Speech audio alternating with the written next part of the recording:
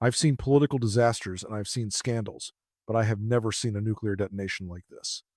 The photos leaking out right now of Trump and Jeffrey Epstein are radioactive. They don't just whisper corruption, they scream it. After years of gaslighting us, telling me, telling you, telling the world they were strangers, these images prove they were thick as thieves in the darkest corners of the high life. The panic I'm hearing from my sources isn't standard damage control. It is total apocalyptic terror. The narrative is incinerated, the defense is gone, and Donald, he knows it's over. I need to take you back to a basic rule of political warfare that I learned decades ago, back when we were still using fax machines to kill campaigns. Words are air. You can spin words. You can claim you were misquoted. You can say it was taken out of context. I've done it. I've written the press releases that turn a candidate's absolute disaster into a moment of clarity. But pictures are concrete. They are visceral. They bypass the logic centers of the brain and go straight to the gut. And what we are looking at right now, what is flooding the back channels and about to flood your screens, isn't just a photo op. It is the visual documentation of a deep, entangled partnership that we were told repeatedly, aggressively, loudly did not exist. For years, the line from Trump world has been consistent.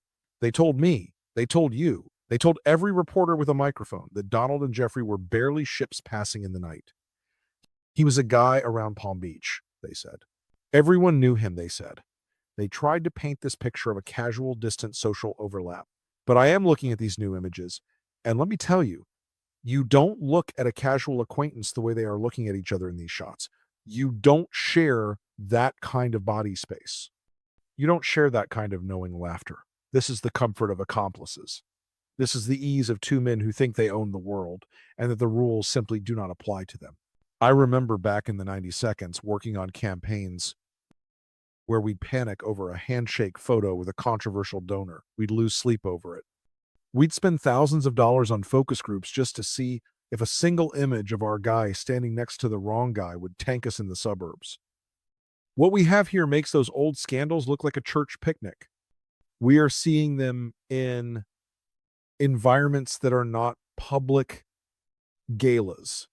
These aren't the Getty Images shots from a red carpet where everyone is smiling for the cameras.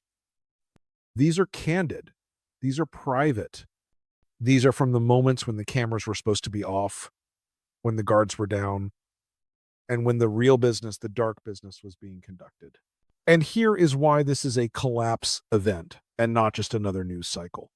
The MAGA ecosystem relies entirely on the projection of strength and moral superiority. Ironic, I know, but that's the grift. They sell the idea that they are the protectors, the warriors against the corrupt elite. But when you see your warrior king relaxing in the private lair of the most notorious figure of the last 20 years, looking not just comfortable, but complicit, that projection shatters. I know how these political operations work from the inside. Right now, the communications directors are screaming at the legal teams. The legal teams are screaming at the candidate. And the candidate is realizing that his usual magic trick, standing in front of a podium and just lying until people give up, isn't going to work. You cannot lie to a retina. I've been talking to people on the Hill all morning. The mood isn't just fear, it's resignation. They know this is different. Usually when a story breaks, you get the talking points within the hour. Deny, attack, reverse, victim, and offender. That's the playbook. But my phone is silent on the defense front. No one is sending out the spin. Why? Because you can't spin this. You can't say that's not him when it's high definition. You can't say they didn't know each other well when the body language screams intimacy. The silence from the usually loud voices in the party is the loudest sound in Washington right now. They are looking at the same images I am, and they are doing the political calculus. If I defend this and more comes out, I'm dead. And believe me, more is coming. That's the rule of leaks like this. The first picture is the warning shot. The second one is the hull breach. By the time the third tranche hits, the ship is underwater. We are watching a historical collapse, the kind of moment where the history books stop a chapter and start a new one. The facade is gone, the curtain is pulled back, and all that's left is the ugly, undeniable truth of who these men really were together. You know, something is truly catastrophic in this town, not by the noise, but by the quiet. I've been in DC long enough to know the rhythm of a scandal. Usually, when a story hits, the phones light up. The text chains go nuclear. The surrogates are out there on cable news within 20 minutes, armed with talking points that were focus group before the ink was even dry on the headline. But today, my phone is sitting there like a brick.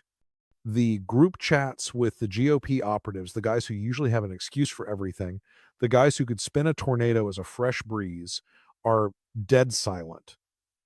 Ghost towns. And that tells me everything I need to know. I called a friend of mine this morning, a guy who has raised tens of millions for the Republican Party, a guy who has stood by Donald through the access tape, through the insurrections, through the chaotic tweets at 3 a.m. I asked him point blank, what's the play here? And for the first time in 10 years, he didn't have an answer. He just sighed. A long, heavy sigh of man who knows his investment just went to zero. He said, Rick, there is no play. We can't touch this. That is the sound of the donor class folding. These are people who don't care about morality, let's be honest. They care about tax cuts and deregulation, but they do care about toxicity. And these images are radioactive waste. See, there is a massive difference between a flight log and a photograph. We've had the logs for years. We saw the names. We saw the dates. But text on a page is abstract. You can argue about text. You can say, oh, he just needed a ride, or he didn't know who else was on the plane. Text allows for that little sliver of cognitive dissonance that the MAGA base needs to survive. But a photograph of them sitting together in a private setting, looking like two peas in a pod, that closes the loop. It destroys the I barely knew him defense instantly. It transforms a bureaucratic record into a human reality. You are seeing the relationship with your own eyes, and the brain cannot unsee it. I'm hearing from sources inside the campaign that the war room is essentially a crime scene right now. There is no strategy. Usually you have a red team and a blue team, and they're gaming out scenarios. If they release X, we say Y. But they didn't game this out because they believed their own lie. They believed the arrogance of the boss. They thought these pictures were buried, burned, or bought. That's the fatal flaw of the Trump operation. It's always built on the assumption that they can bully reality into submission. But reality, like gravity, eventually wins. And let's talk about the specific nature of these leaks. It's not just that they are together, it's the context. If this were a picture of them at a charity ball with 500 people, the spin machine would be humming. They'd say, look, everyone was there. But the leaks we are seeing, and the ones I'm told are still in the pipeline, are intimate. They are small rooms, private islands, the kind of places you don't go unless you are fully read in on the lifestyle. It implies a level of trust and shared secrets that is devastating. The whataboutism brigade is trying to fire up the engines, I'm sure. You'll see them on Twitter trying to deflect, trying to bring up other people, other names. But it feels weak today, doesn't it? It feels exhausted.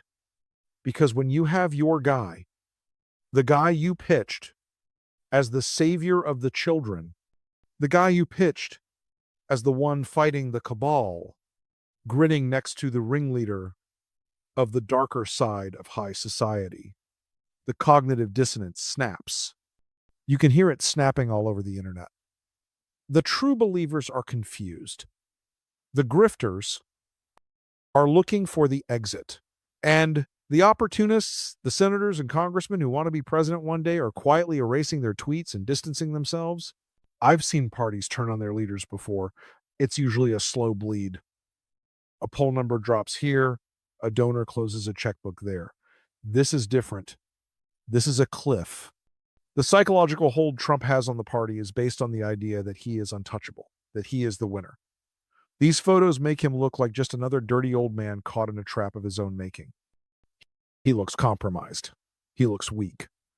And in the jungle of Republican politics, weakness is a capital offense.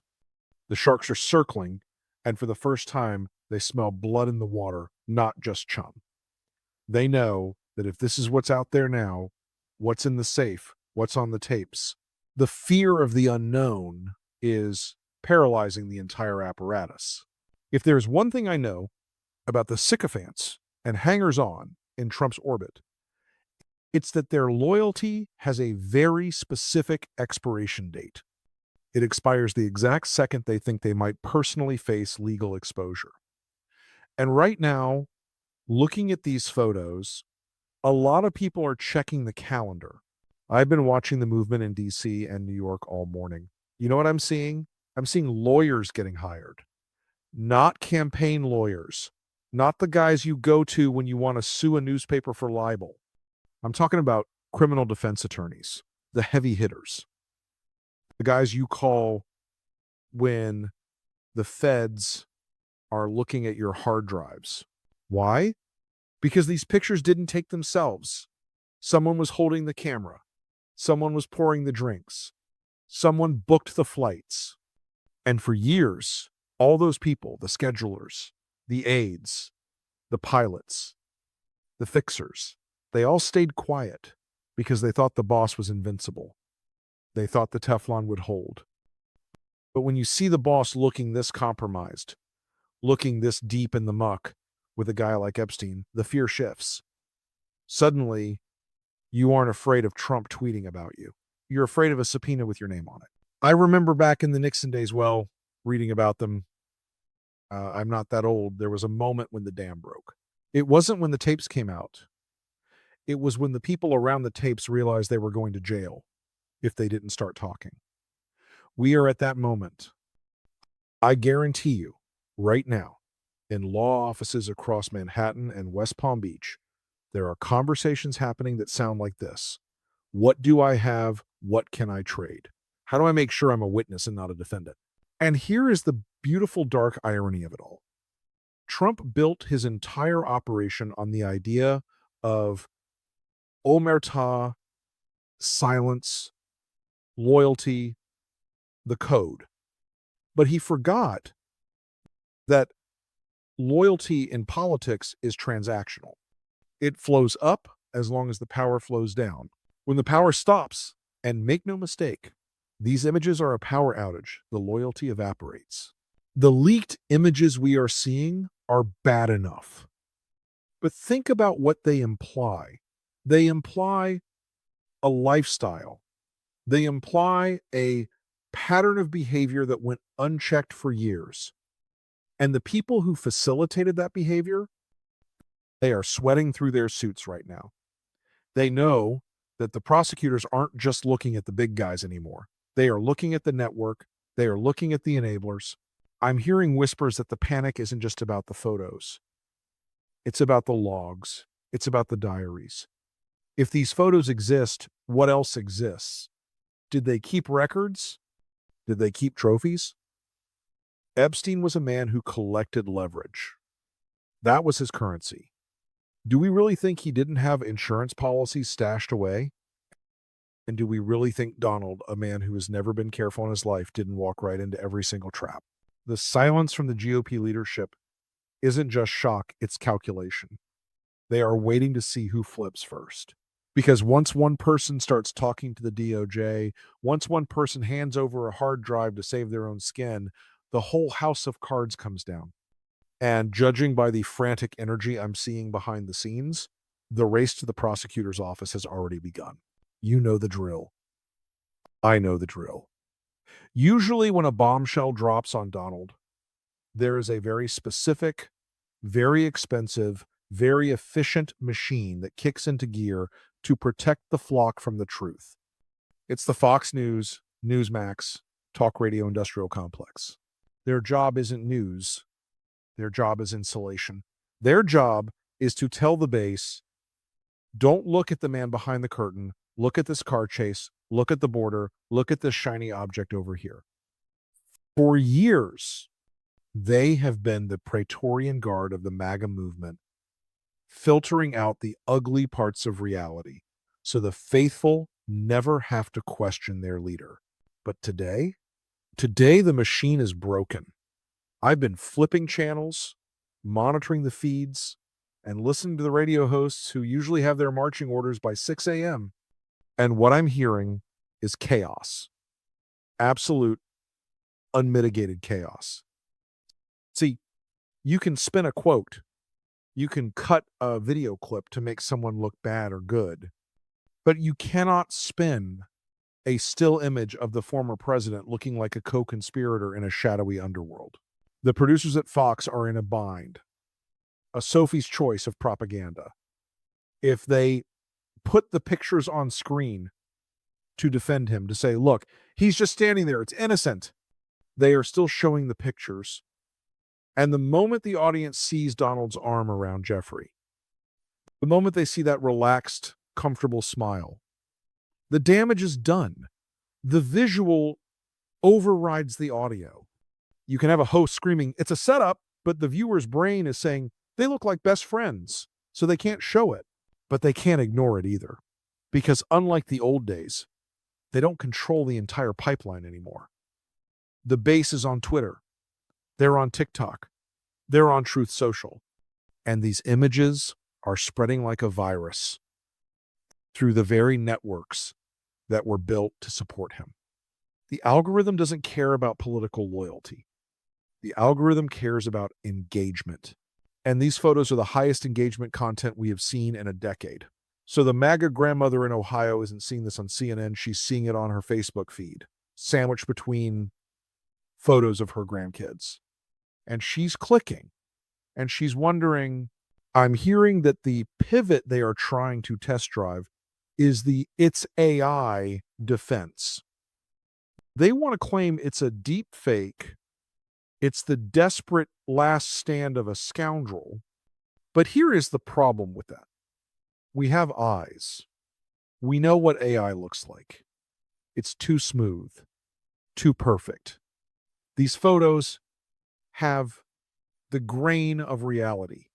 They have the bad lighting, the awkward angles, the red eye, the messy, undeniable texture of the truth. Plus, there are too many of them. You can fake one image. You can't fake an entire album of consistent, corroborated moments across different years and different locations. The silence from the big primetime hosts is telling. These are guys who usually relish a fight. They love to take a scandal and turn it into a badge of honor. But they aren't touching this with a 10-foot pole. Why? Because they know their audience has a breaking point. They know there is a line where Trump the disruptor becomes Trump the deviant. And they are terrified that if they defend this, they will be dragged down into the muck with him. So the echo chamber is failing. The firewall has been breached. For the first time, the voters are staring directly at the raw data without the filter of Sean Hannity or Laura Ingraham telling them how to feel about it. And when you remove the filter, when you take away the spin, Donald Trump looks very small, very guilty, and very much alone. The spell is breaking, one pixel at a time. I've spent a lifetime sitting in rooms with the leaders of the so-called family values movement. I know how they think. I know how they justify the unjustifiable. For years, the deal with Donald Trump was the most cynical transaction in the history of American politics. It was simple. You give us the judges, you give us the policy, and we will look the other way. They looked the other way on the language.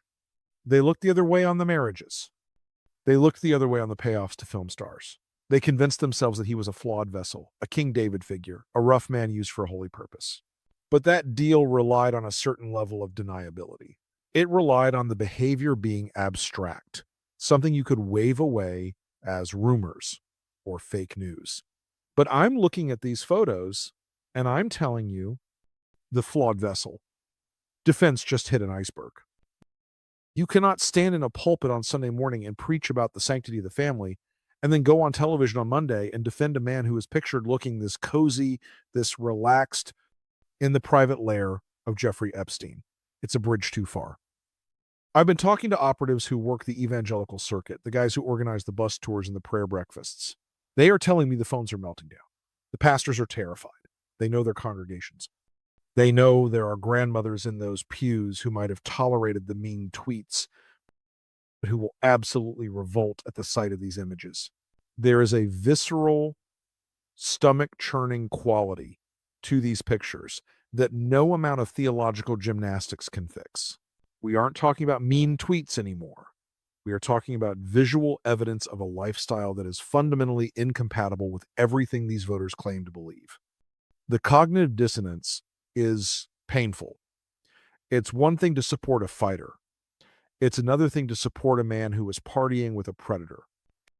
And let's look at the suburbs. This is my bread and butter. I've been warning the GOP for years that they are losing the suburbs, specifically the suburban women, the security mobs. These are the voters who decide elections.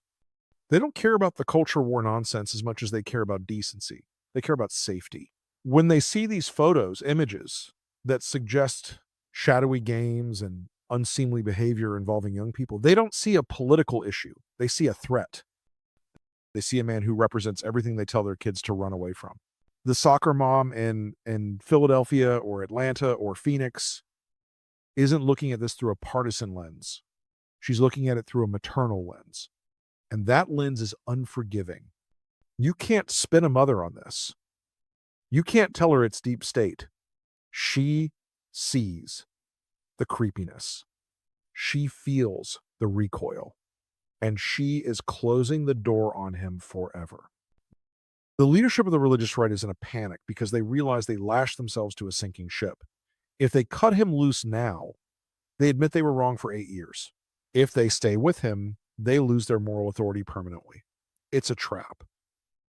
He took their endorsement, he took their votes, and he repaid them by getting caught in the most compromising, indefensible situation imaginable. I'm watching the statements coming out of the religious organizations today. They are tepid. They are carefully worded. Prayers for truth and clarity. That's code. That's code for we are looking for the exit. They know the congregation is watching. They know the collection plate will dry up if they are seen defending the indefensible.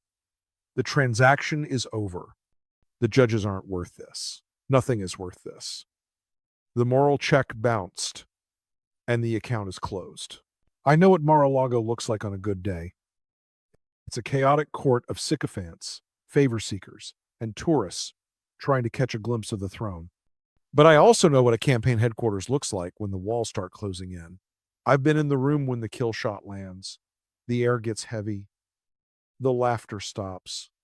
And right now, inside those gold-leafed walls, the atmosphere isn't just tense, it is poisonous. I'm hearing from my contacts, people who are usually happy to brag about how close they are to the center of power that Donald has, gone full bunker mode. He's isolated. He's lashing out. He's screaming at the staff, screaming at the lawyers, screaming at the television. And why? Because for the first time in his life, he has lost control of the narrative. He is realizing that the usual tricks, the bluster, the counterattacks, the nicknames aren't working. You can't give a nickname to a photograph. You can't bully a JPEG. The paranoia is the most dangerous part of this phase. In every collapsing campaign I've ever seen, there is a moment where the candidate stops trusting his own team. He starts looking at his campaign manager, his press secretary, even his valet, and thinking, are you the leak? Did you talk to the feds? Are you wearing a wire? And let me tell you, when a narcissist gets paranoid, he becomes destructive. He starts firing people who might be able to save him and listening to the crazies, the conspiracy theorists, the last-ditch loyalists who tell him what he wants to hear, even as the ship goes down. I am told that the legal team is in a state of absolute disarray. They are trying to figure out if these photos are just the appetizer. That's the terrifying question, keeping them awake at night. What else is there? Epstein was a hoarder of secrets. He didn't just take pictures for memories, he took them for insurance. If these photos are out, it means the vault is open. It means the insurance files are in the wild. And if you are Donald Trump's lawyer right now, you have to assume the worst. You have to assume there are tapes. You have to assume there are logs. You have to assume that everything your client denied for the last decade is about to be proven true in high definition. And think about the timing. This isn't happening in a vacuum. It's happening while he's trying to run a campaign. How do you do a rally after this? How do you walk out on stage to God Bless the USA and wave to the crowd when everyone in that arena has seen you on an island with a monster? The visuals don't match. The spell is broken. I suspect we are going to see cancellations, scheduling conflicts, security concerns. They will try to hide him. They will try to put him in a basement and hope the storm passes. But this storm isn't moving. It's hovering right over Palm Beach. The staff knows it too. I'm seeing resumes hitting the street. I'm seeing LinkedIn profiles getting quietly updated. The smart young operatives, the ones who thought working for Trump was their ticket to a Fox News contributor contract, are realizing it's actually a one-way ticket to professional oblivion. They are scrubbing their social media. They are deleting tweets. They are trying to ghost the campaign before the final implosion. It's the sauve qui peut, save yourself if you can moment. The captain is locked in his cabin, screaming at the ocean. The officers are fighting over the lifeboats, and the crew is jumping overboard. And the voters? The voters are standing on the shore, watching the SS MAGA list heavily to the port side, realizing that the unsinkable ship was full of holes all along. The isolation of Donald Trump is now complete. He is trapped in a prison of his own making, surrounded by gold, but utterly, completely alone. You have to understand something about the Republican establishment in Washington. They never liked Donald Trump. They feared him. They used him. They tolerated him because he brought out the voters who used to stay home. But deep down, in the private grill rooms of the Capitol Hill Club, over expensive scotch and steak, they despised him. They hated the chaos. They hated the vulgarity. But mostly, they hated that he made them irrelevant. For 8 years, guys like Mitch McConnell and the remnants of the old guard have been waiting. They've been waiting for the moment when the fever would break. They've been waiting for the silver bullet that would finally put the MAGA beast down so they could go back to the business of tax cuts and corporate deregulation without having to defend a new scandal every 45 minutes. They thought it might be January 6th. They chickened out. They thought it might be the indictments. The base didn't care. But this, I'm telling you, the mood in the Senate cloakroom today is very different. I've been trading messages with senior staffers for the leadership, and the sentiment isn't panic, it's opportunity. This is the off-ramp they have been praying for. See, political calculation is a cold business. Up until yesterday, dumping Trump meant political suicide. The base would primary you. You'd lose your seat. But these photos change the calculus. These photos are so toxic, so undeniable, that for the first time, a Republican senator can look at his constituents and say, I can't support this. It's too much. And the constituents, Even the MAGA ones are going to have a hard time arguing back. You can argue policy, you can argue witch hunt, you cannot argue with a picture of your hero arm in arm with a monster. The establishment sees the opening. They know that if they move together a synchronized abandonment, they can survive. I expect we are going to see a very carefully choreographed dance in the next 48 hours. It won't start with a bang. It will start with a whisper. A retired senator will come out and say it's deeply seeking. Then a vulnerable moderate facing a tough reelection will say, I have questions. Then the donors will issue a statement about values. And then finally, the leadership will step back and let him fall.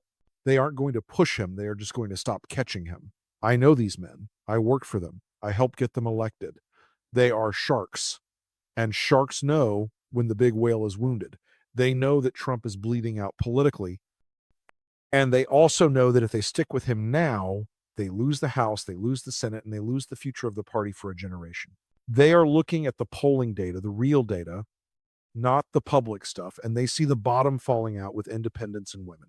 They know the ship is going down, and they have no intention of going down with the captain. The knives are out, but they are being sharpened in the dark. You won't see the assassination on live TV. You'll see it in the leaks. You'll see it in the slow walking of his defense. You'll see it in the sudden unavailability of key surrogates. The old guard is making its move. They are reclaiming the party, not because they are brave, but because they are survivors. And right now, survival means cutting the cord. It is a vindication for those of us who warned them. I told them in 2016. I told them in 2020. I said, everything Trump touches dies. I told them that eventually the moral rot would eat through the floorboards and the whole structure would collapse. They laughed. They called me a traitor. They said I didn't understand the new rules. Well, look around. The rules of gravity still apply. The rules of decency still apply. And the bill for their Faustian bargain has finally come due. They are scrambling to find the receipt, but it's too late. The collection agent is at the door, and he's holding a stack of photographs that no amount of spin can erase. I want to talk to you about the thing that campaigns fear more than anything else. It isn't a bad headline. It isn't a gaffe. It's the crosstabs. That's the nerdy term we use for the deep data inside a poll that tells you who is leaving you and why. I still have access to the private polling streams, the ones the public never sees, the ones the RNC pays hundreds of thousands of dollars to commission, and I am telling you, what I am seeing this morning is an extinction level event. For years, the Trump data looked like a flat line. Nothing moved him. Access Hollywood? Flat line. Impeachment? Flat line. Convictions? A little bump up, actually. It defied the laws of political physics. But these photos have done what 1,000 prosecutors couldn't do. They broke the floor. I'm looking at numbers from key swing districts in Pennsylvania, Michigan, and Wisconsin, the places that decide the presidency. Among suburban women, his support hasn't just dipped, it has evaporated. We are talking about a double-digit collapse in 48 hours. But here is the kicker, the part that has the campaign managers throwing up in the trash cans. He is bleeding with white, non-college educated men. That is the base. That is the bedrock. That is the MAGA army. Why? Because even the most hardened supporter has a line. They can tolerate the bullying. They can tolerate the chaos. But they cannot tolerate being made to look like fools.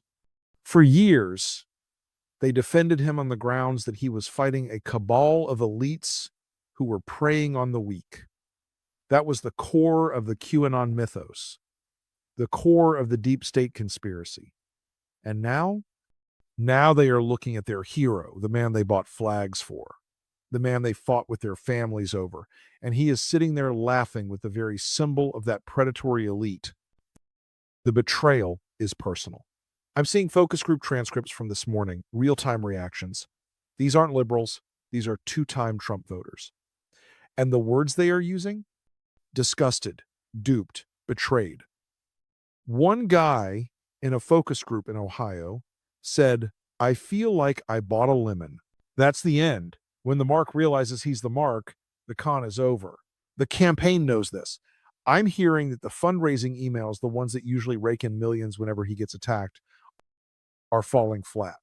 The spam the list strategy is failing. Usually they send out they are attacking me email, and the small dollar donations pour in.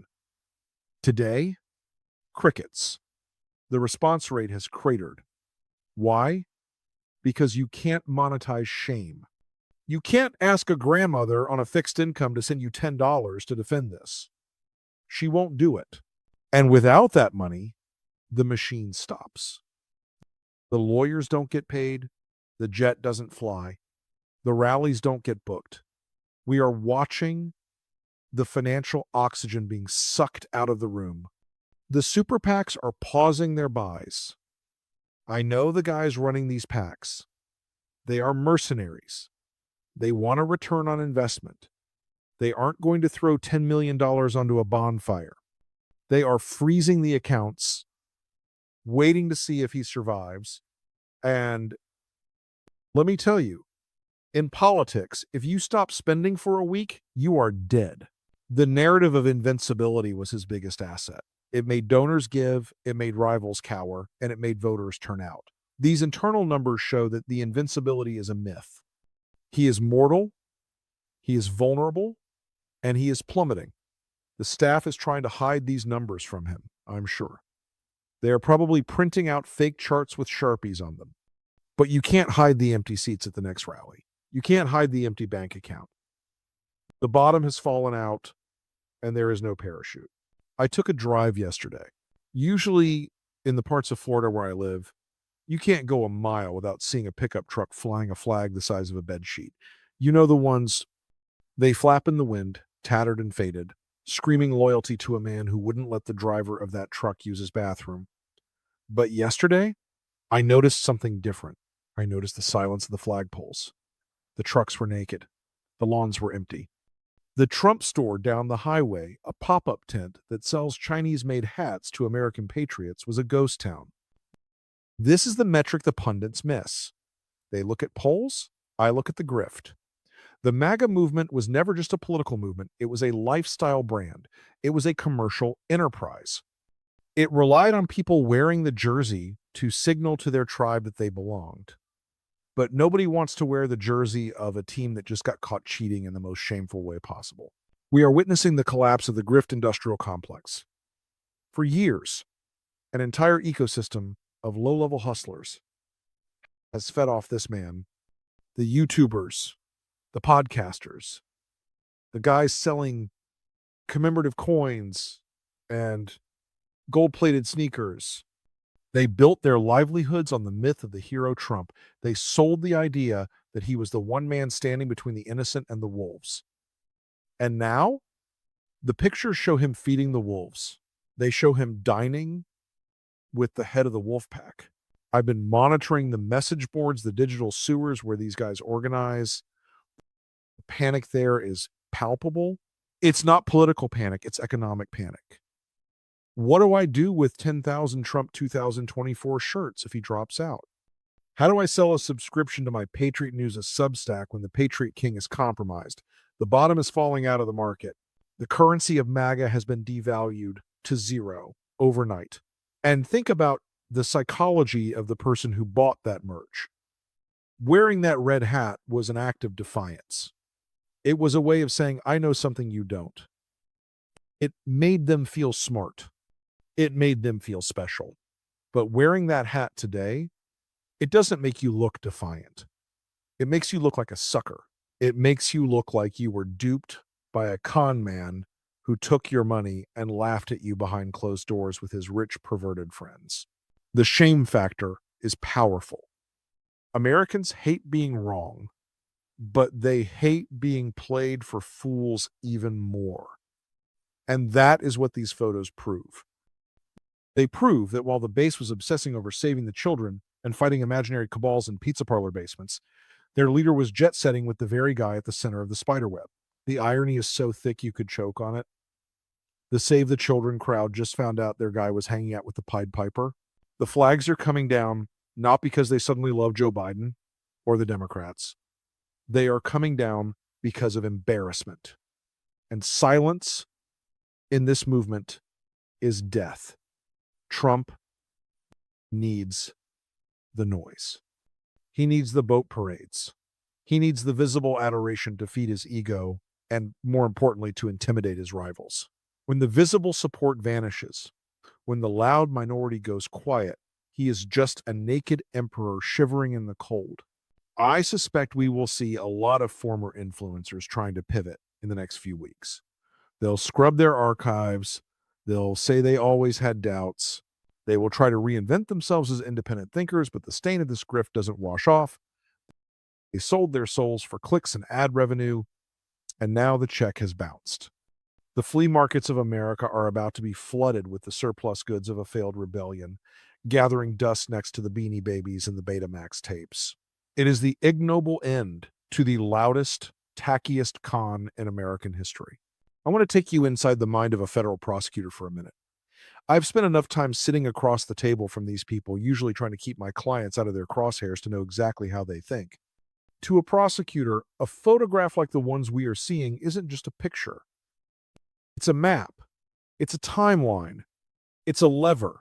See, for years, the legal defense for Trump regarding his relationship with Epstein was built on a foundation of plausible deniability. They argued that while they might have been in the same social circles, they were never in the specific rooms where the laws were being broken. They argued distance. They argued ignorance. But these new images, they destroy that defense. When you have a photo of the former president inside the townhouse, inside the inner sanctum, looking comfortable and engaged, the I didn't know defense evaporates. You are no longer a casual observer. You are a participant in the scene. And here is where the prisoner's dilemma kicks in. This is the game theory concept that prosecutors use to roll up crime families, cartels, and corrupt political operations. You have multiple people involved. You separate them. You tell them the first one to talk walks. The second one to talk gets 5 years. The last one to talk dies in prison. Right now, there are dozens of people looking at these photos who aren't Donald Trump. They are the pilots who flew the planes. They are the household staff who served the meals. They are the security guards who stood outside the door. For years, they kept their mouths shut because they were afraid of Trump, or they were paid off, or they thought the secrets would never come out. But now the secrets are out. The visual evidence is on the internet, and these people are realizing that they are the loose ends. I guarantee you, the phone lines at the Southern District of New York and the DOJ are heating up. These low-level enablers are terrified. They are asking themselves, if the feds come for me, do I go to jail? To protect a guy who just got caught red-handed? The answer is no. Loyalty in this world is thin. It's based on fear and greed. When the fear of prison outweighs the fear of Trump, the singing starts. And it's going to sound like a choir.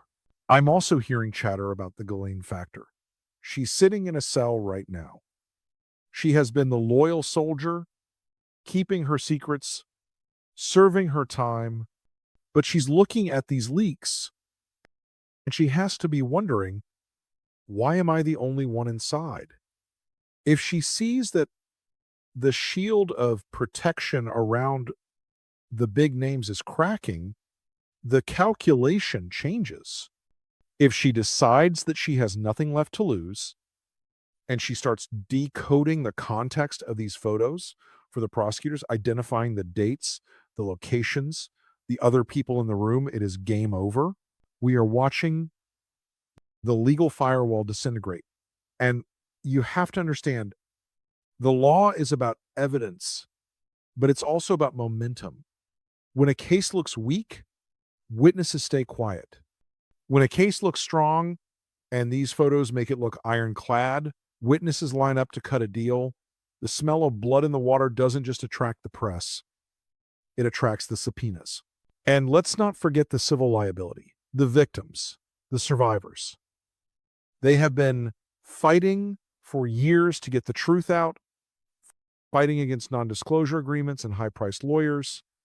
These photos are ammunition for them. Every civil suit that was stalled, every case that was dismissed for lack of evidence can now be revisited. The dam has broken.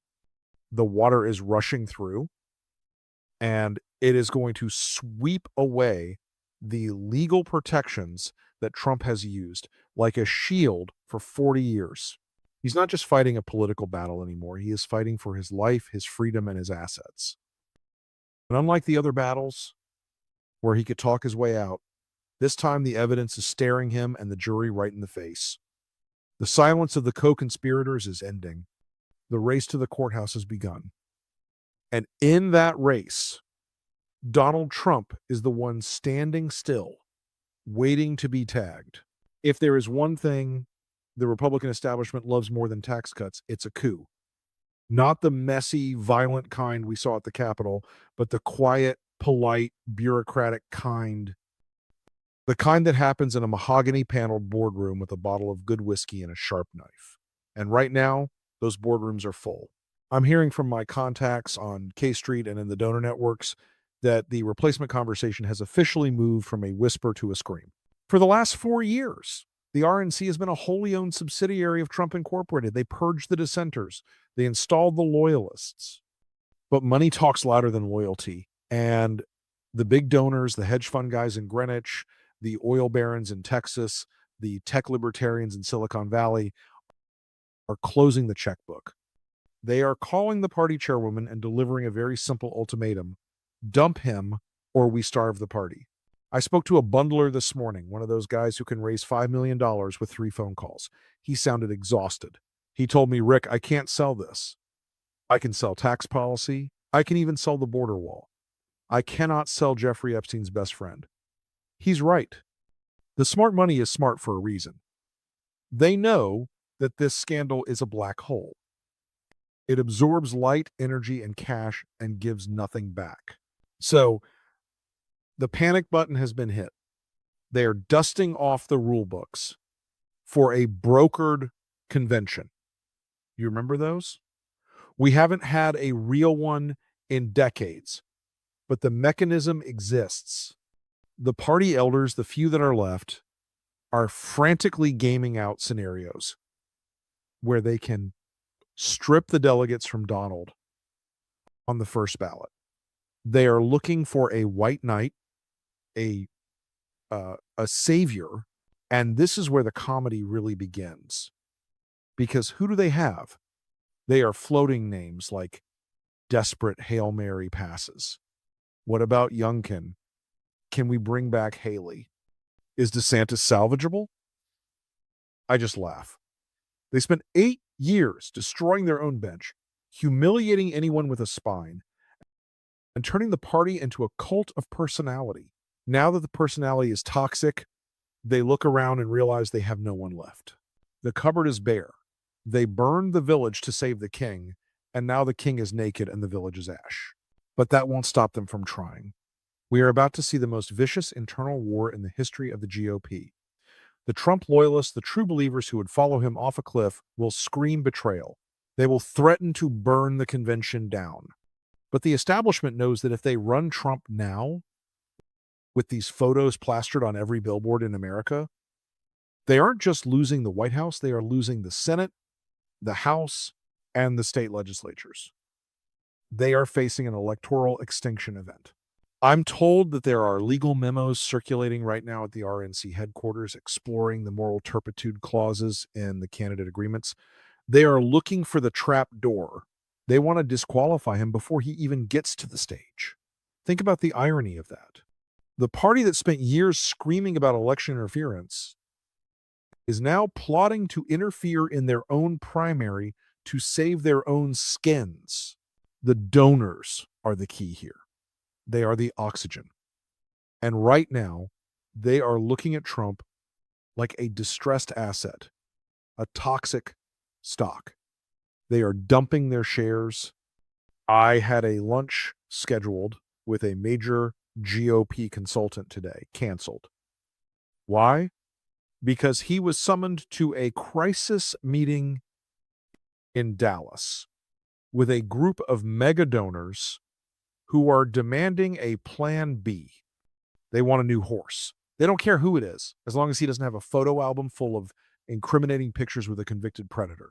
But here is the hard truth I learned in the trenches. You can't just swap the candidate when the candidate is the movement.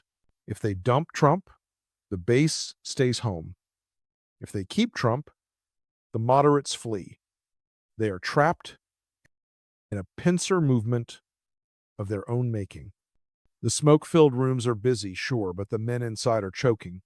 They realize they are trying to solve a problem that has no solution. They bought the ticket, they took the ride, and now the car is going off the rails.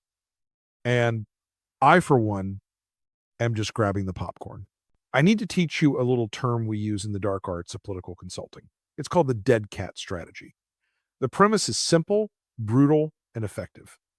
If you are losing an argument about the economy or healthcare or a scandal, you take a dead cat and you throw it on the dining room table.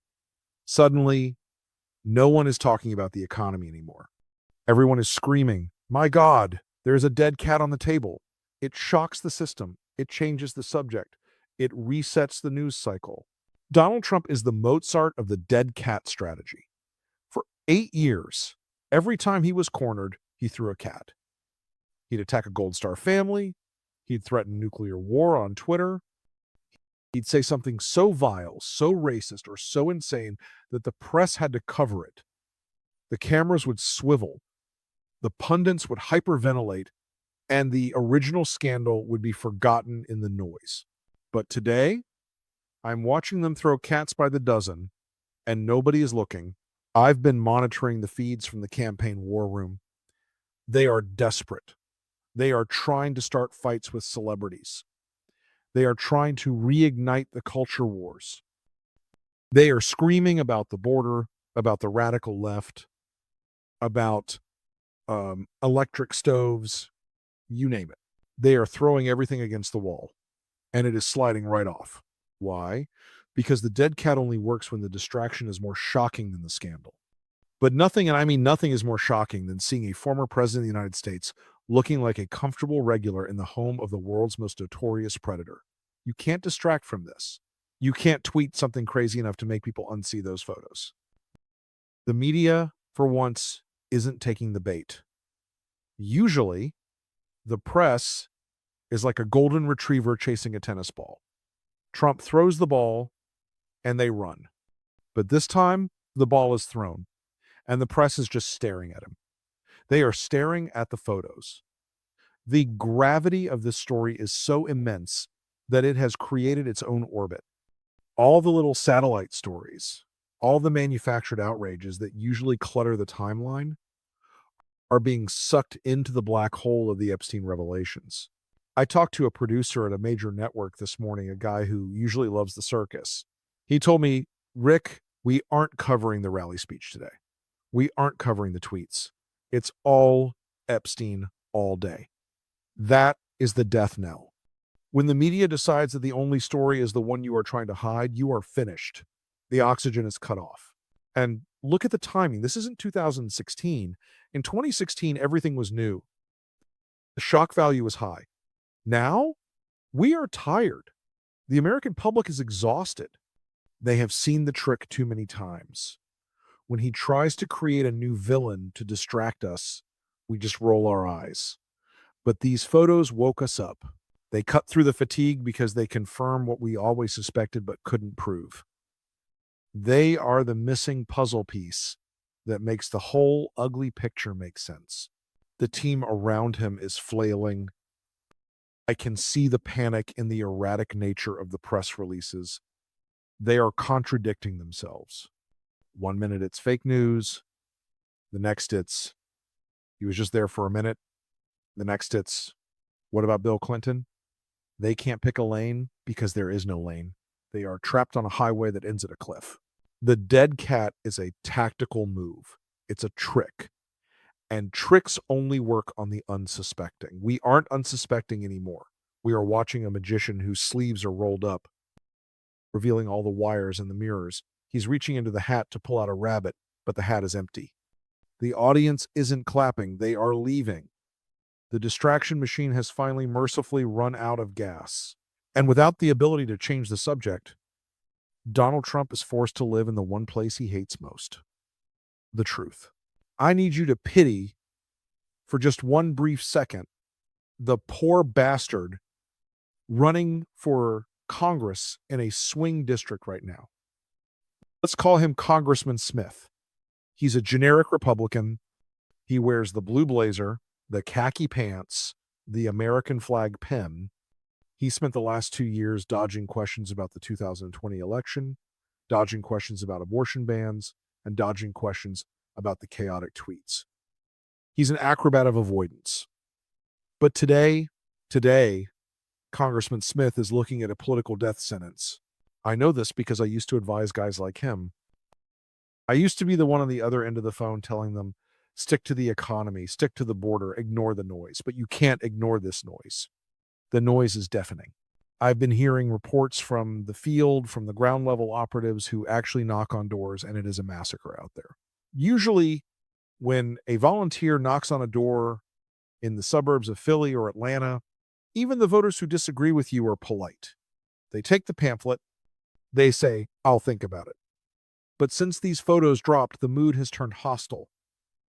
Volunteers are getting doors slammed in their faces. They are getting yelled at. You support that?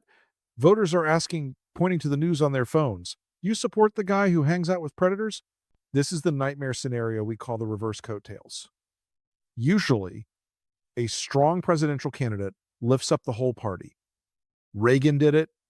Obama did it. They bring out new voters who then vote for the whole ticket.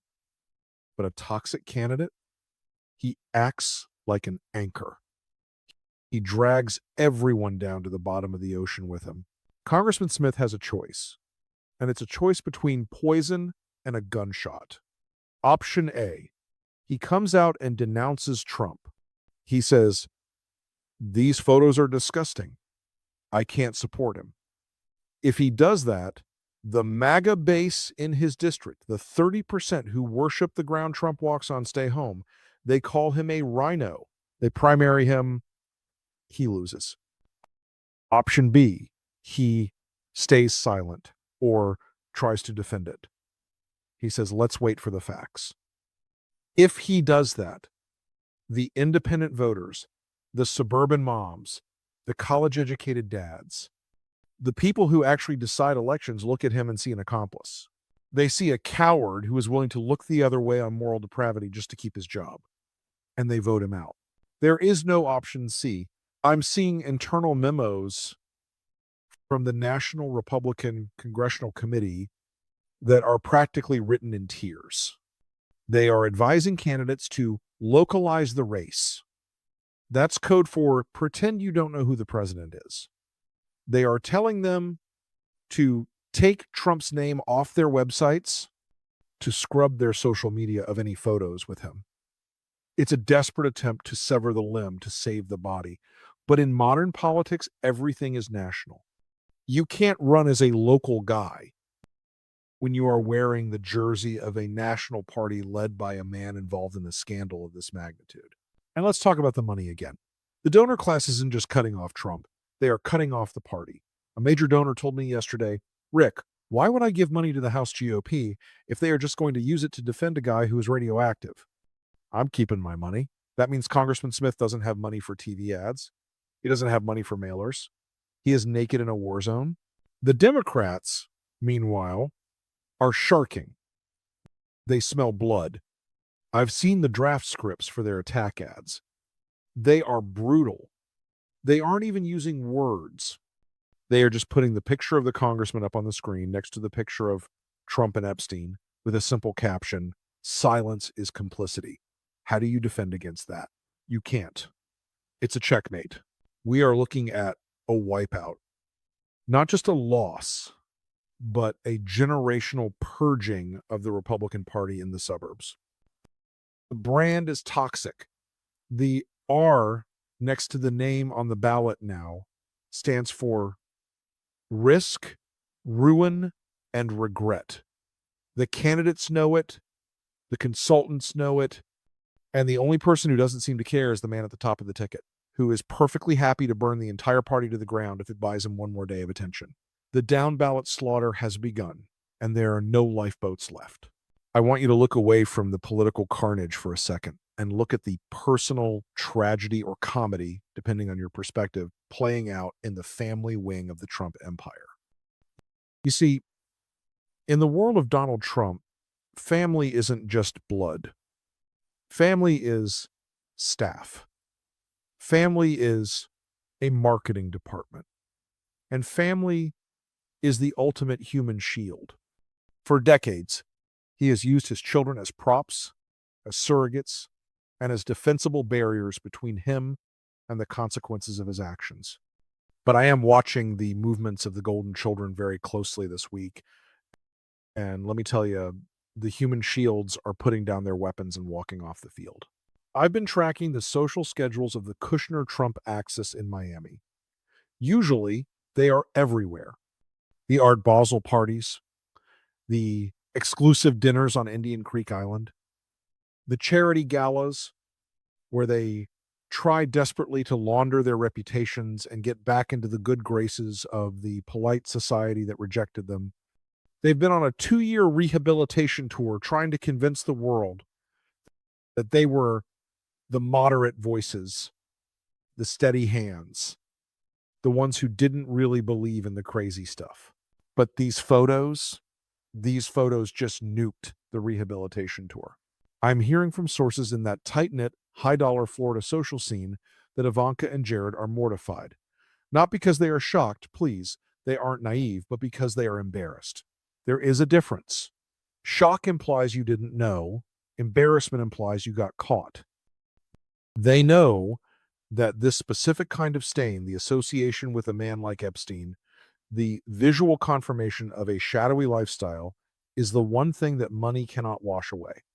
You can buy your way out of a bankruptcy. You can even buy your way out of a political scandal, but you cannot buy your way back into the Met Gala when your father is the face of moral corruption. So, what are they doing? They are ghosting him. Have you noticed the deafening silence from the usually vocal family surrogates? Where is the tweet from Don Jr. screaming about a setup? Where is the Instagram post from Ivanka about her father's character? It's radio silence. And in the language of the Trump family, silence is the loudest form of betrayal. I suspect there is a furious behind-the-scenes effort right now to separate the Jared and Ivanka brand from the Donald Trump brand. They are realizing that the anchor is dragging them down, and they are cutting the chain.